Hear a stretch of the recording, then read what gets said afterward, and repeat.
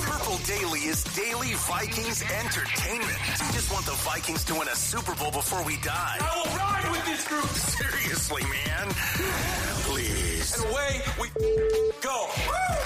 Oh, there he is. He's like an amalgamation of if JJ McCarthy and Jared Allen had a love child. Yep. And it would started be a Thor band. Nystrom. And started a band.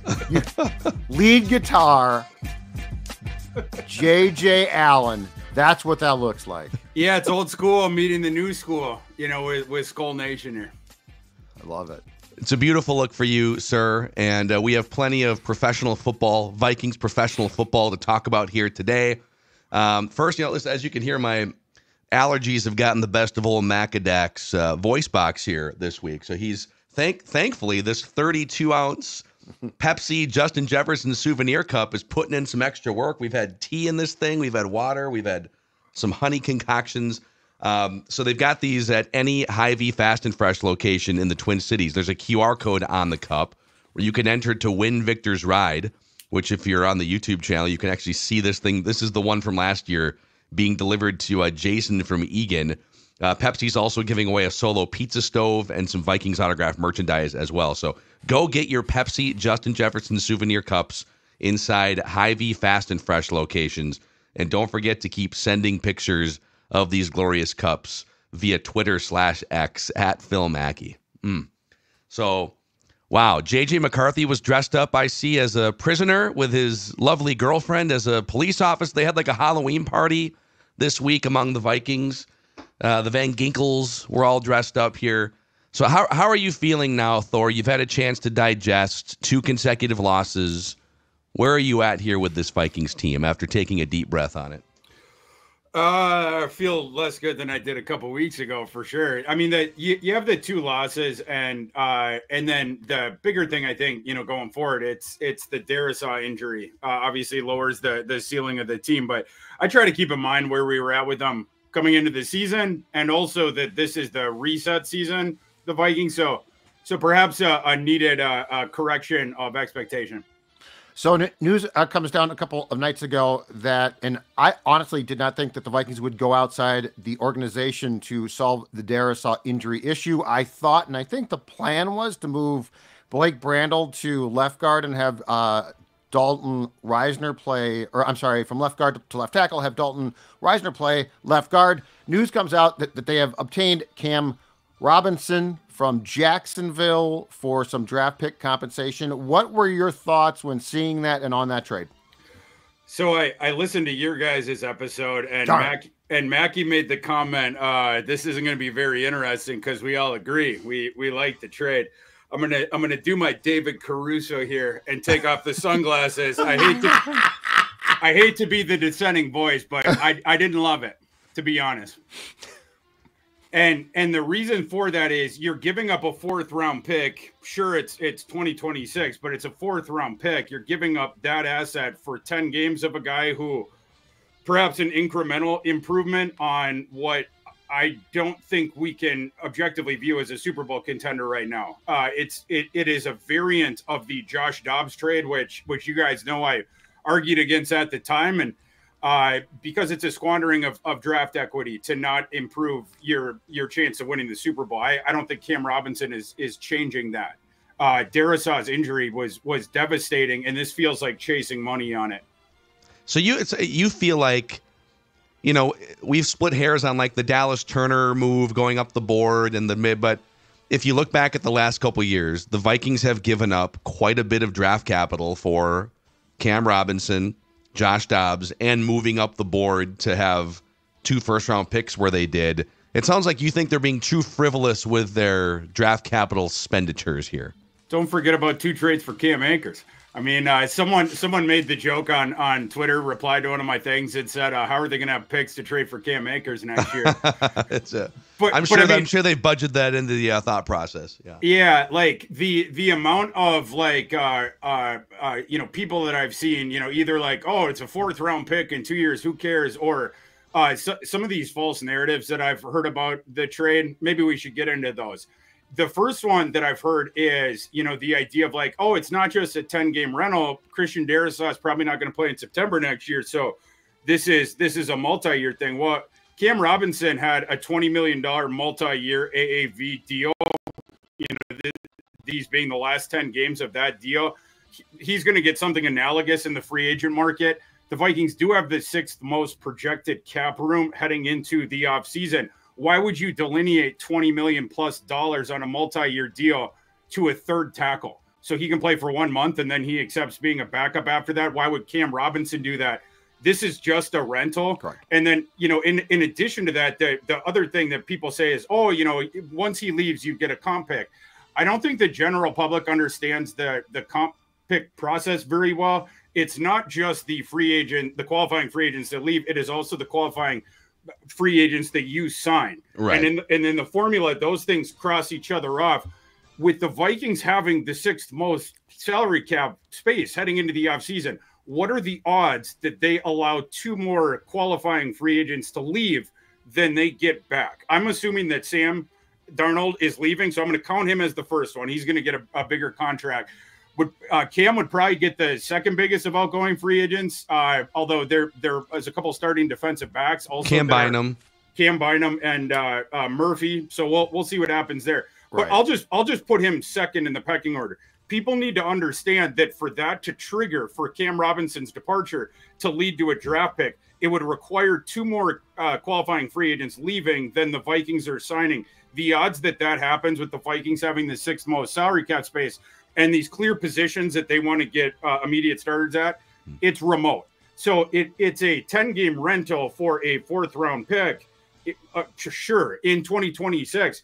I'd rather have the 4 years of that guy at a peanut salary starting in 2026 than 10 games of Cam Robinson, or you retain it for flexibility, right? I mean, Kwesi likes to make these trades with day 3 picks.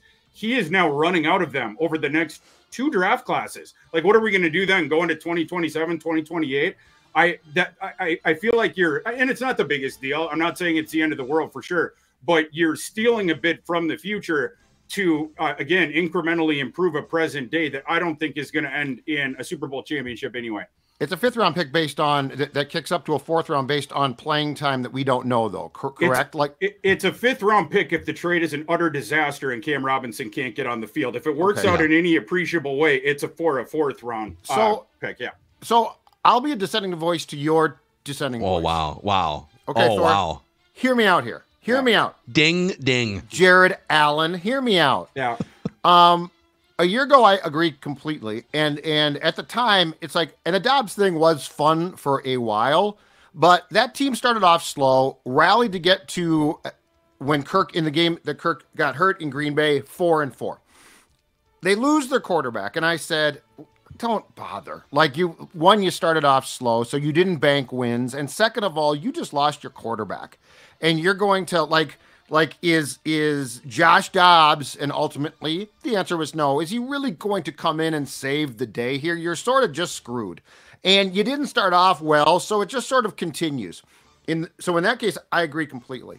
But as we talked about on PD yesterday, Kevin O'Connell got up before this team on opening night of training camp and said, I believe that you guys are far superior to what the general public and really the league believes. You're a good team. We're a good team.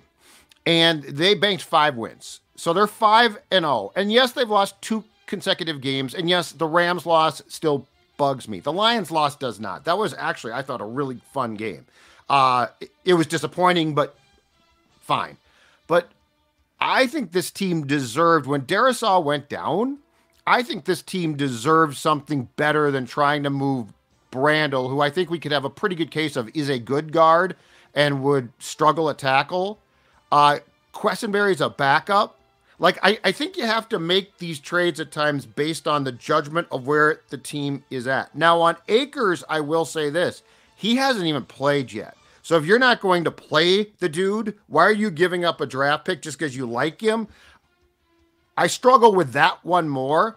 I think that I think the timing of the Robinson move in particular is very appropriate, because if you're O'Connell, are you really going to parade back into that locker room on Monday and say, okay, guys, I still believe, but we're going to move some pieces around and hopefully that works. So I actually have no problem and like this trade, but I get your point, and I think there have been times where they have willy-nilly made trades that they shouldn't with draft picks, which concerns me a bit. This one I will defend and say I think it was the right move because you have a starting caliber rental who now, if plugged in and plays, actually at least he's not Darisaw, but it's also not, well, hey, Blake, you are really good at guard. Let's see what you could potentially do at tackle.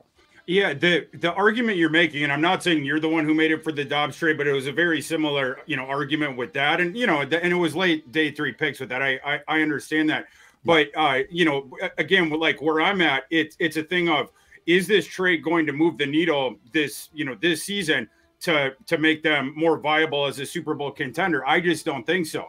I think like the ceiling of the team as constituted right now without Darisaw and now Cam Robinson, and you're probably looking first round exit.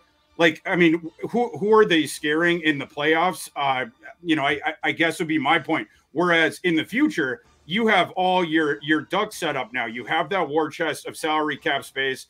You at least retained your first round. Kwesi stopped himself from trading the first round pick last draft, so at least we appreciate that. But the whittling away of that future draft equity when the Vikings of tomorrow are going to be better than the Vikings of today, for me, it's and I guess this is probably why I disagree. It's a binary thing. If you can't win the Super Bowl this year, I want to do whatever I can to improve the Super Bowl odds in tomorrow, in future years. And then the other thing to the idea of the messaging to the team, I think not selling pieces is a pretty good message. And by the way, when they were coming out of training camp, that was when nobody believed in the Vikings. As you guys recall, the Vegas odds boards, it was 6.5 wins. Nobody thought that, especially at the beginning, everyone thought the Vikings were going to get smoked in that beginning gauntlet that they had. It was the nobody believes in us thing. They start out 5-0 against that. Then all of a sudden, the entire world starts believing in the Vikings. And sure, it was a close loss to the Lions, and the refs helped out the Rams in the last game. But that was when everyone was giving the Vikings their flowers. Things didn't go so well. So maybe getting back to the nobody believes in us thing, that psychologically, maybe that would have as much import. Yeah, there's like it. Judd is, and I side with Judd. I'm fine with this trade, but this is the gray area between, do you as a front office maximize your draft capital and trade chips and draft chips for the window opening in 2025 and beyond, versus you're trying to build a winning culture. And I think part of the fear is I don't think they think anyone on the roster can play left tackle at a level that's, I mean, you've got a quarterback that hangs onto the ball longer than anyone in the league. I mean, his average time to throw, which is a testament to how great Christian Darisaw and Brian O'Neill have been, is like 3.2 seconds or something. It's way beyond what the average quarterback gets. I think, Thor, that they looked at this and said, Quessenberry's 34 years old. We trust him to come in like for 20 snaps or maybe for a game, not for 8 games. And some of the other options either have never played left tackle in the NFL or since college. And they feel like we have to get a professional left tackle in here just to even like make the playoffs and have a 5-5 record down the stretch. And to them, they view that as valuable. We keep the winning culture. We're building something here. Let's get to 10 or 11 wins.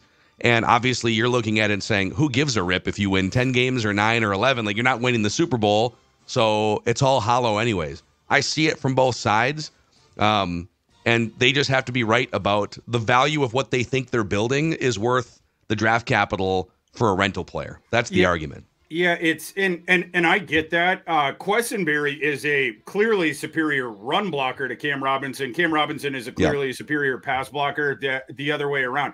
And I get that. And especially when Quessenberry goes out cold off the bench and did not acquit himself well in pass protection at the end of that game after Darisaw went down.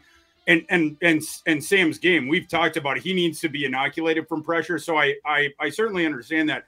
One quasi lament that I have here is, and I haven't brought this up for a couple of years because we didn't really need to. Well, maybe I did the other year where Darisaw, was that last year before, where he got injured for the couple of games? I think O'Neill was injured at this around the same time. But why can't we, like in the off season, or why has there never been an effort made to see if Brian O'Neill situationally could flip over to left? He was an insanely toolsy, athletic tackle prospect coming out who was projected at a left tackle. I understand they slotted him in at right tackle right at the start, and then they've never been able to flip it the other way. But if you had that versatility where you felt comfortable with that, O'Neal could have shifted to the left. Then you could have put Brandel at right tackle, probably feel more comfortable about that. And then you could bring Reisner in, at the guard position without having, again, to dip into your future draft resources. I just don't like taking away those assets. And then also the way that it limits your flexibility, whether it's other minor trades that you want to make, say in advance of next season or the season after that, et cetera. Also the thing of moving around during the drafts, you have depleted your opportunity to do that. And you may have boxed yourself in come draft day. We'll have to see the next couple of years. But you guys remember the first draft with Kwesi. The perfect player at the perfect position fell right into the Vikings' lap. And everyone in the world was like, okay, they're about to submit the card with Kyle Hamilton's name on it. And Kwesi felt like he had to trade down to multiply the amount of picks. So you traded a Ferrari and Hamilton for what turned out to be a couple lemons with the second round picks that they ended up having. That's a thing where you have boxed yourself in to an outcome in advance of like, it doesn't really matter what happens. We have to trade down because we, in future case, it would be because we have to flesh out the rest of our picks potentially. Think about, and this is for this coming class, not 2026, but just think of it as an example. Vikings have their first round pick. We think they're going to be, we're pretty sure they're going to get awarded a third round comp pick for this coming class. Then they have 2 fifths. So that's it. So they'd have those 4 picks. Let's say in the, they're picking 22nd, 23rd, 24th, somewhere in there. Let's say that Ashton Jeanty falls to them, right? A perfect scheme fit, a fabulous player. You've allowed Aaron Jones to walk out the door to retain some of the salary you're not going to pay him. And Jeanty falls there. You might feel like Kwesi might feel like I have to trade down because I don't have a second round pick. I don't have a third round pick. I don't have a fourth round pick. Don't have a 6th and a 7th. I'm already sort of boxing myself into a potential outcome. That's another thing that I think about with this. Is Cam Robinson a help? Yeah. I mean, like, and he is going to help out the blindside protection, but he's not an elite tackle. I mean, like, he's a below average starting left tackle. He's probably, roughly a league average starting tackle overall. It's still a big downgrade for Darrisaw. You can't help it. You're chasing money at that point. So yeah, that's where I'm at. Now, Thorsky, I got bad news though, because there's a chance that we are seeing a trend that's going to fly right in the face of your football lifestyle, and it's this: there's a fighting chance. I mean, Kwesi's done 2 things well. One, that they've actually done a great job and it's partially because of the of what they can pay financially. The UDFA class, they've done a great job there. And you know what? His pro personnel moves have worked out fine.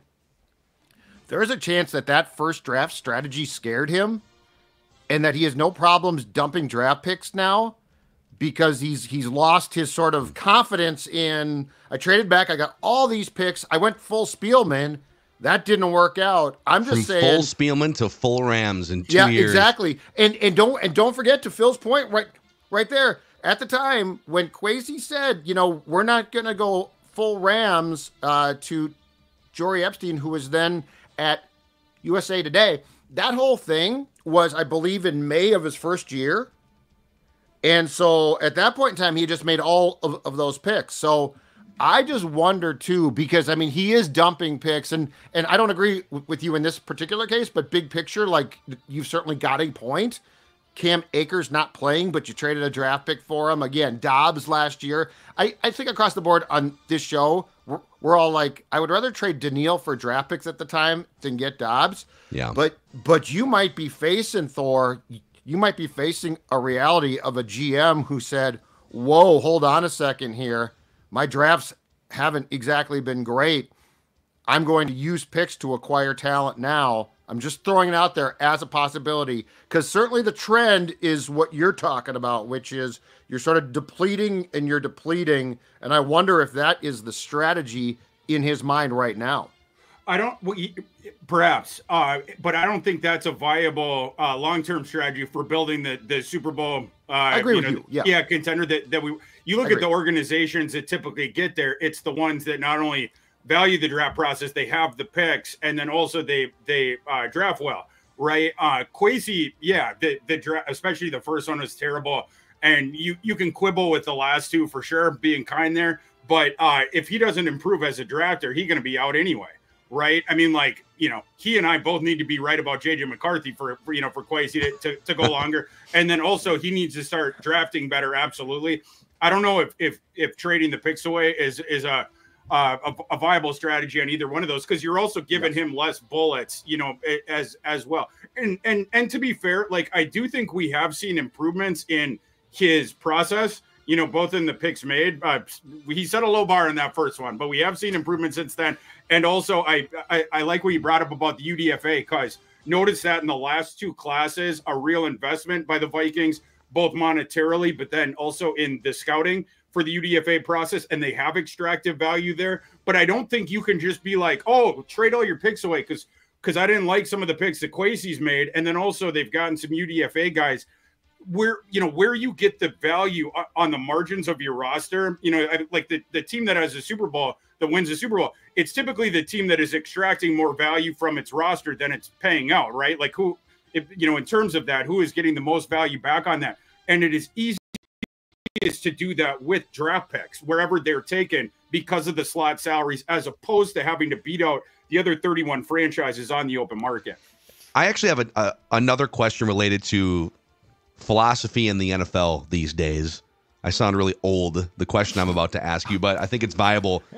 So we'll get to that. We'll get to, there's a mock draft we could even get to as we start. It's mock draft season here, halfway through the college football season. So there's a bunch to get to with Thor. But let's take the audience to Padrigs, Judd. We actually had a great event 2 weeks ago, Purple Daily Unplugged. Padrigs has been a great partner for us this season.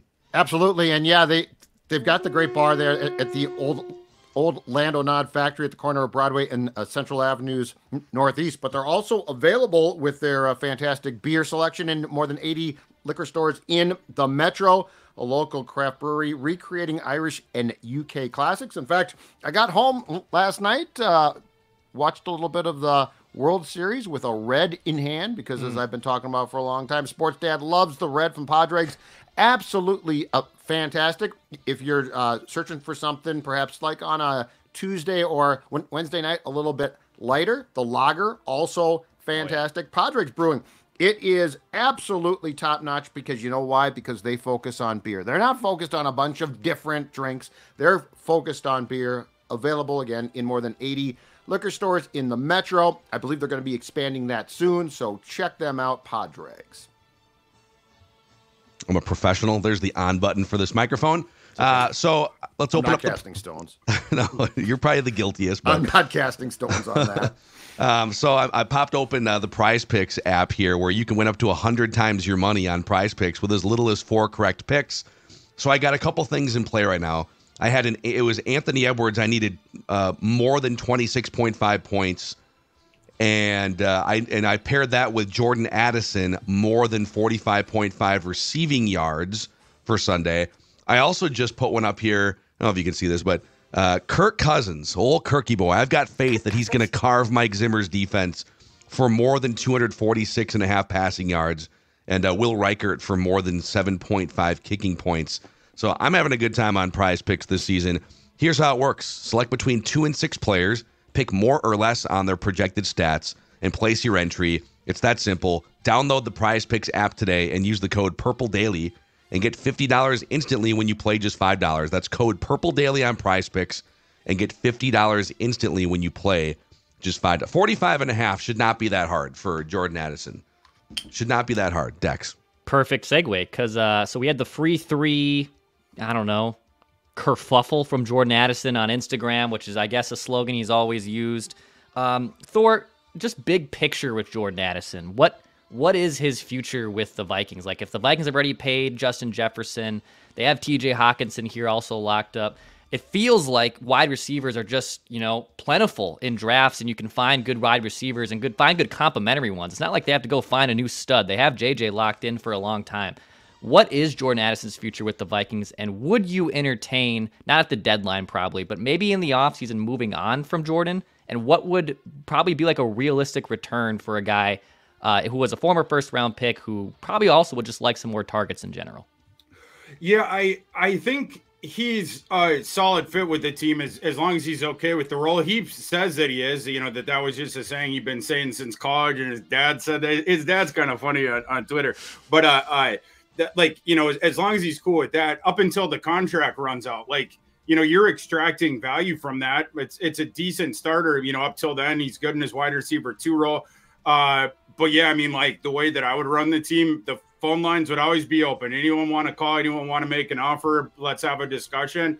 So yeah, I mean, he certainly wouldn't be off the table for me, but I also probably wouldn't be just outright shopping him around either. It's a good fit up until the second contract, and then maybe let someone else dole out the money if it ends up being a lot. See, they might have, as they trade away 5th round pick, 4th round pick for Cam Robinson, they might have an internal list, and Jordan Addison being number 1, of guys that they are not signing to a big contract. And so if they feel like, in 2026, we're going to get whatever we get for Jordan Addison, I wonder if that plays into their equation. Not that it makes you feel better about what they've done blowing away some of these draft picks. Thor, just to change gears, my other philosophical question. The Colts made the decision to bench Anthony Richardson for Joe Flacco, and the organization came out and said, it's not like a 1 week, take a break, clear your head, and get better at conditioning, hop on the treadmill, kid. Joe Flacco is the quarterback going forward. Now, in the short term, Brian Flores' defense, the heaviest blitz rate in the NFL. Anthony Richardson, historically bad against the blitz, 29% completions against the blitz this season, which is a train wreck. So I sort of get it in the short term, but if you look at the last few years and the teams that are bailing on young first-round quarterbacks before they make their 25th start, and I might be missing one here, but just going back the last 4 drafts, first-round quarterbacks to be benched before their 25th career starts, not even a year and a half's worth of starts. Anthony Richardson, Bryce Young, Zach Wilson, Kenny Pickett, Trey Lance, and there might be another 1 or 2 I'm missing there. Are teams not being patient enough? Are they overdrafting? Do you agree or disagree with, I guess, the quick trigger to just be done with some of these young quarterbacks? I for sure disagree. And the Colts, going back to what were you talking about at the beginning of the episode?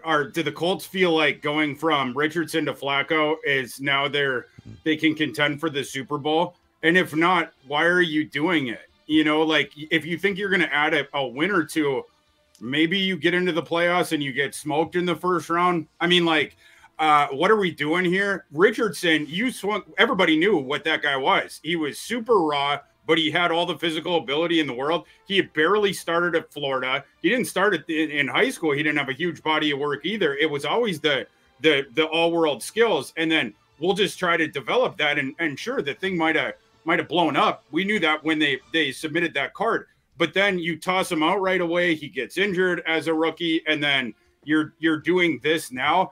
No, the development plan was terrible there, as it's been in some of these other cases with the quarterbacks. You have all these adults in these rooms that are like, oh, if we just, pick this quarterback and the fans will love it and we'll get this, show of adoration, everyone will get behind us. But there doesn't seem to be the thought to the long-term development of that player. So I appreciated so much what the Vikings were doing with McCarthy this summer, and then after the injury as well. But during the summer when JJ was healthy and we thought he could be competing with Sam, I thought the Vikings did a really good job with their messaging, and then also having the other guy that could theoretically start and trying to lower the pressure. And then of course the injury sort of, ironically helped them, as far as okay, we'll put him on ice. There won't be the pressure to start him right away.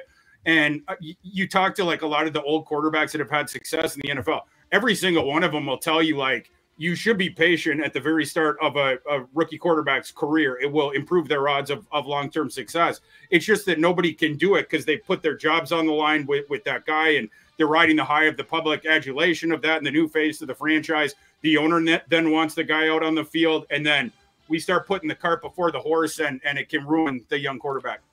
And this is why O'Connell is so good. Now, he was a 3rd round pick, so he's not a 1st round guy.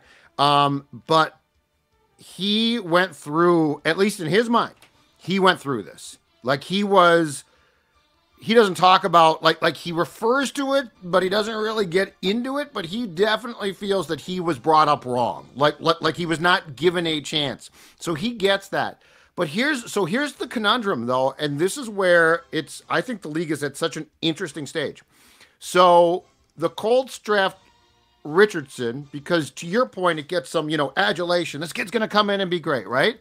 Well, then it doesn't work out. So now Shane Steichen and their GM, Chris Ballard, are saying, well, hold on a second here. We've got a team that's fairly competitive, but with Richardson, we're going to lose games. We can't afford to lose games or we get fired.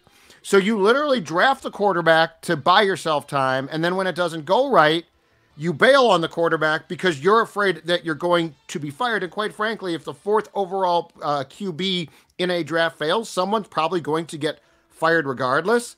But this is the panic game, right? Because Shane Steichen's saying, my team's not that bad. We're pretty good. But I literally have a quarterback here who can't hit the broadside of a barn right now, and I don't have time for this. So this is where, or the Jets. I mean, the Jets are the poster child for just being idiots, right? So their quarterbacks struggle, Darnold, Wilson, and they're like, oh, we got to bail. And it's like, okay, but you drafted him, but the coach is like, I'm going to get fired if. And it's like, no, you're going to get fired regardless. So this is where I think the league is at such an interesting stage. And this is also why I think Ben Johnson, if he, assuming decides to leave the Lions, can call his shot. Because there's going to be teams that say, you get it, kid. And we talked about this 2 days ago when I told Phil this, or I texted Phil. I said the team I didn't think of, the Bears. The Bears would be a great fit. The Bears for Ben are Johnson. a perfect fit. Eberflus he doesn't know which way is up right now. He's a defensive guy who can't stop a Hail Mary pass. Ben Johnson with Caleb. So but this is where the league is at with, hold on a second, young quarterback going to save us. Young quarterback not saving us quick enough, Thor. So now we got to pull the plug or we're all getting fired. Yeah, I mean, that's what it is. Yeah. And I think, development, it's not just about improving the player skills and the experiential stuff, and they're in the cockpit for more hours and stuff.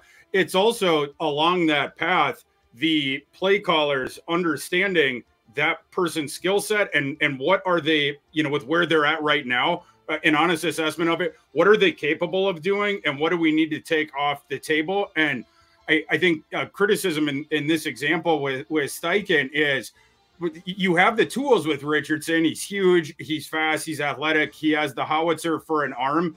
I think I would have developed a playbook around. Obviously, the accuracy is crazy shoddy, and he still needs work reading the defense. I would have had if we're going to play him right away, a playbook imbued heavily with the rollouts every single time. Give him the multiple options with that. You can cleave the field in half for him. Try to get the defenses, out of the box with the more downfield shots, but not as much timing stuff, and sort of putting a spotlight on his lack of accuracy and being late on plays with the timing offense. I think sometimes these guys are set up to fail. I saw a similar thing in Carolina with Bryce Young, where Bryce Young, his game, he's like it's sort of like Kyler Murray. He's like a tiny scrambler, and he likes to scramble around and extend the play and stuff. You put him behind a terrible offensive line, that's an issue because then he can't do the extend the play thing.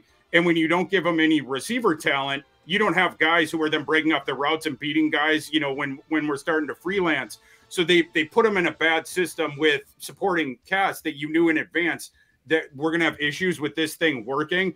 So that's what I think. You have to put more thought and care into that. And again, going back to the Vikings, which is what we care about here, I feel as though from the indications that we've gotten, and Judd, from your camp reports, I still miss the notebook, that the Vikings were doing it the right way with J.J. McCarthy. We're setting this thing up behind closed doors. We're only hearing good stuff about that as well. So hopefully coming out next year, he is going to have a much better foundation under him in order to succeed early on than some of these guys who just got thrown into the fire. Then there was a backlash against them. Then the coaches are like, oh, we're coaching for our jobs. We have to bench him now.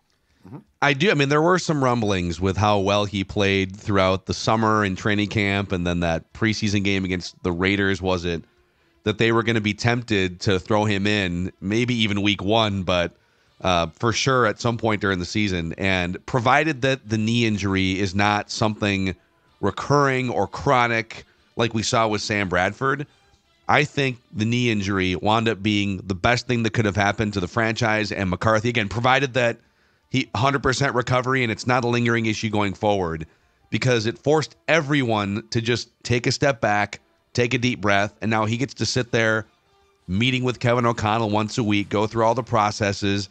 He's got the play call headset on. He's spitting out the play apparently on the sideline just like you would in the huddle. And it forces you to do the right thing. I think they probably were hoping to do the right thing either way, but the injury forced the Vikings to do the right thing. And a couple of the guys on this list, like you kind of said, save our franchise if you don't save it quick enough. I've always said that. Like, if you're drafting Bryce Young to save your garbage franchise or Zach Wilson to save your garbage franchise, it's not their fault. Like, maybe they would have flopped either way, but the Vikings didn't draft J.J. McCarthy to save their garbage franchise. Come on in here. We already have a roster. We're mostly competing for the playoffs every year. We don't need you right away. That's the way you do it, Thor. Yeah, that's right. Yeah, I think that's well said. And initially, yeah, and not having to feel like you have to put on the Superman cape and like that's of course what happened to Sam when he got drafted by the Jets. It was, we realized all the players around you are terrible, and we realized the coaching staff is a bunch of dopes, and the play calls are going to be terrible. But you're gonna bring us to success despite all these circumstances. And Sam was coming out as a redshirt sophomore and was super duper unrealistic. They were almost sealing his fate in advance. So yeah, and doing it the other way, obviously that's something that improves your odds of having the success with the quarterback. Where it's like, initially, let's just try to, it's sort of like teaching a kid in elementary school, like, let's try to get base level skills, and then we'll just sort of build from there. Like, we don't need you to be an Olympic gymnast tomorrow. Like, let's just, let's build up whatever. So that stuff all helps. And then with what McCarthy's doing, and I've said this on past episodes, I do think that you can improve off of the field. Jaden Daniels is an example of this, of a guy that used VR at LSU to get way better with his pocket awareness, reading coverages, knowing when to go down the progression line, knowing when to drive it into the first read on time. He got so much better with that because of he said that, the LSU coaching staff has said that. That's why he went from Arizona State Jaden Daniels to the Jaden Daniels that we now see with the Commanders. JJ McCarthy's doing that. And then I also thought it was cool recently that, he's talking about how they have the little camera on Sam's helmet, so you get like his POV, and then JJ puts on his thing, like Johnny Mnemonic or like the Matrix. He's like being John Malkovich, except it's being Sam Darnold, so he gets to see everything that's there. And what I do, does he see the same ghosts? He sees the same ghost that Darnold sees. He's like, Sam, can't you see all these receivers? What are you even doing out there? Exactly. Yeah. But yeah, all that stuff, I think is helpful. And the other thing, where it was sort of the hidden value of the injury is that thing of the pressure, both on the young prospect, but also on the people involved with the decision to draft him and the coaching staff of, the public, like, well, and I would have been leading this charge of like, put JJ in, even if maybe that wasn't the best for him long term. So yeah, anyway, that stuff's all good, I think. Yeah. Okay, boys, I want a mock. A 2025 mock draft here from Pro Football Focus that we have to run by Thor. And we can make this a weekly thing here, and you can just judge some of these mock drafts. But this one's presented in part by Spidex Pest Control, Judd. Let me tell you about problems and, most importantly, solutions. Because, Sports Dad, well, let's just say he lives in an old house, and I had mice. And, I tried to trap them. I put up with it for a while, and then I said, no more. I'm going to check with the experts, Spidex Pest Control. They made 2 trips to my house. The last one, they sealed up a bunch of stuff. They basically, last night, I asked Dawn, I said, have you seen anything that would say that mice are in our house? She's like, absolutely not. You know why? Because Spidex works, and Spidex works incredibly well. Don't be embarrassed if you have mice. A lot of people I don't want to talk about that. If you have an old house, you have mice. It's just a fact of life, and Spidex is able to chase them out. An offer right now for Score North listeners and viewers, $125 off your first service by calling 952-333-8813 or check them out at Spidex.com. That's Spidex, SPIDEXX.com. They also service some areas outside the state. So if you are watching this show, I don't know, in Iowa, I know that they're there. So Spidex Pest Control, though, I'm telling you, don't be embarrassed. Be solution-oriented. Get Spidex. Get rid of those darn mice. Also, if maybe you got rid of the mice and now you're looking to spice up your house even more with some outdoor holiday lights, that's where KW Outdoor Solutions comes along here. So if the thought of, I don't know, climbing up on ladders and just the whole holiday light thing gives you heartburn or anxiety, KW Outdoor Solutions offers design, installation, maintenance, takedown, storage. They'll do roof lines, trees, shrubs. They'll do it all. Everything from a single color, sleek, simple, to full Clark Griswold and being the talk of your neighborhood, KWOutdoorSolutions.com. Owned and operated locally in the Twin Cities metro area, KWOutdoorSolutions.com. As you look ahead to celebrate the holidays. I want a mock. Okay, Thor. So we'll just kind of fly. We're not going to go through every single pick, but I'll hit you with the interesting ones and the Vikings pick. So PFF has Cam Ward going number 1 to the Carolina Panthers as the first of 4 first-round quarterbacks. Is that something that could happen, Cam Ward number 1 overall? Maybe, potentially, yeah. I mean, I have Shadir Sanders a bit above him on my board, but I think I'll have Cam Ward, or at least right now would have him QB2. So, yeah, I mean, he would be in the discussion. Shadur Sanders, number 2 to the Titans. Okay, Let's see here. Travis Hunter, 5th to the Jaguars. Okay, and he could go higher because he's the one guy where you have that dual position thing. You know, you can make the argument of an elite starter at both. It's like the Ohtani of football thing. And that's where I think evaluators can start thinking, is that value that we're getting there analogous to the quarterback position? Yeah. And then another quarterback here, Alabama's Jalen Milroe to the Raiders at 7. That one seems aggressive to me. Jalen Milroe is like the disparate skills that haven't been put together yet. I think Milroe should go back to school, honestly, unless we see a progression with his intermediate passing and the timing and the accuracy with that stuff. But he has the howitzer for an arm and he's a tremendous athlete. But some of those other things just got to work on a little bit. And then the 4th quarterback in the top 10 here, the Giants taking LSU's Garrett Nussmeier. That's bullish, but I'm bullish on Nussmeier too. So I'm not going to argue against that. I might have Nussmeier 3 on my board right now. Yeah. The Ashton Jeanty, right? The Boise State running back. He goes 12th to the Cowboys, which seems to make some sense. They don't. Yeah, the Cowboys and Jeanty is like the connection everyone wants to make, and it definitely makes sense. Although the Cowboys delineated nothing to the running back position this offseason. I mean, they could have used a pick at any point, or they could have, given just a small amount of free agent money, and they didn't. So are they going to turn around the next offseason and do a first-round pick? Oh, we'll have to see. Although I suppose the Atlanta Falcons give us recent precedent on this when they decided to force Desmond Ritter, as I call him, as the starter for a year or two. And then they were so horrified of the results of that the next year they gave an enormous amount of cap space to Kirk Cousins and a top 10 pick to Michael Penix. Yeah. And then we'll scroll down here with the 26th pick in the 2025 NFL Draft. The Minnesota Vikings select cornerback Benjamin Morrison from Notre Dame. I want a mock. Your thoughts? That's the position you're looking for. Is going to be right at the top of the list, and I like Morrison quite a bit as well. The Morrison has a hip injury.